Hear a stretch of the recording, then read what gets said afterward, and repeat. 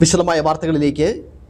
മുല്ലപ്പെരിയാർ വിഷയത്തിൽ സ്വകാര്യ ഹർജിയിലുണ്ടായ സുപ്രീം കോടതി വിധി പ്രതീക്ഷ നൽകുന്നതാണെന്ന് മുല്ലപ്പെരിയാർ സമരസമിതി.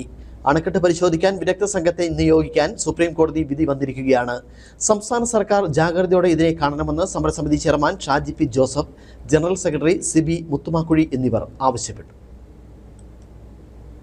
2022 വന്ന ആ വിധിയുടെ അടിസ്ഥാനത്തിലാണ് സുപ്രീം കോടതി ഇപ്പോൾ എല്ലാവർക്കും വളരെ പ്രയോജനം ചെയ്യുന്ന രീതിയിൽ ഈ ഡാമിൻ്റെ അവസ്ഥയെക്കുറിച്ച് പഠിക്കുവാൻ വേണ്ടുന്ന ഒരു സമിതിക്ക് രൂപം നൽകുന്നു.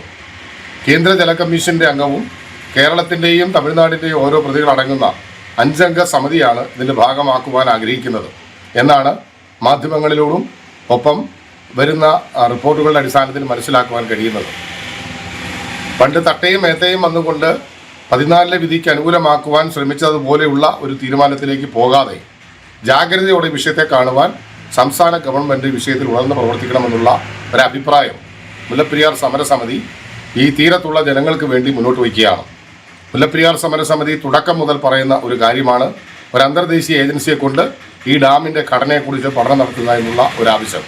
എന്തായാലും ഡോക്ടർ ജോർജ് ജോസഫ് കൊടുത്ത ഹർജിയിലൂടെ ഈ തീരത്തുള്ളവർക്ക് പ്രതീക്ഷ നൽകത്തക്ക രീതിയിൽ ഒരു വിദഗ്ധ സംഘത്തെ നിയോഗിച്ചുകൊണ്ടുള്ള ഒരു ഉത്തരവ് ഇപ്പോൾ വന്നിരിക്കുന്നു.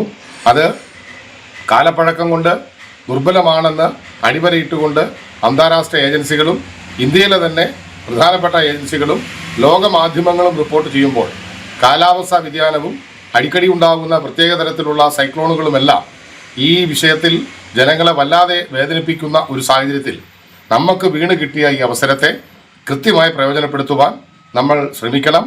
മാത്രമല്ല ജെയിംസ് വിൽസൺ സാറിനെ പോലെയുള്ള ഈ കേരളത്തിൻ്റെ തീരുമാനങ്ങളെ കൃത്യമായി കൈകാര്യം ചെയ്യുന്നതിൽ അദ്ദേഹം കാണിച്ചിരിക്കുന്ന ആ ഒരു ശുഷ്കാന്തി അതിനെ നമുക്ക് ചേർത്ത് വെക്കുമ്പോൾ അദ്ദേഹത്തെ പോലുള്ളവരെ ഈ സമിതിയുടെ ഭാഗമാക്കണമെന്നുള്ളൊരു അഭിപ്രായം കൂടി മുല്ലപ്പെരിയാർ സമരസമിതി മുന്നോട്ട് വയ്ക്കുകയാണ്.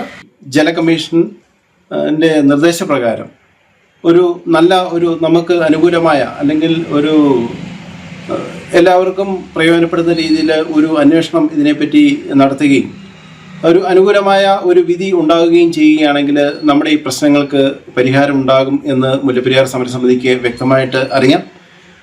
ഇതിന് ശക്തമായിട്ട് ഈ ഒരു വിഷയത്തിൽ നമ്മുടെ സംസ്ഥാന ഗവൺമെൻറ്റും അതുപോലെ തന്നെ വകുപ്പ് മന്ത്രിയും ഇടപെടേണ്ടത് അത്യാവശ്യമാണ്. ഇതുമായിട്ട് ബന്ധപ്പെട്ട് മുല്ലപ്പെരിയാർ സമരസമിതി ഒരു നിവേദനം കൊടുക്കുന്നതിന് പ്രതിപക്ഷ നേതാവിനും അതുപോലെ തന്നെ വകുപ്പ് മന്ത്രിക്കും മുഖ്യമന്ത്രിക്കും നിവേദനം കൊടുക്കുവാൻ തീരുമാനിച്ചിരിക്കുകയാണ്.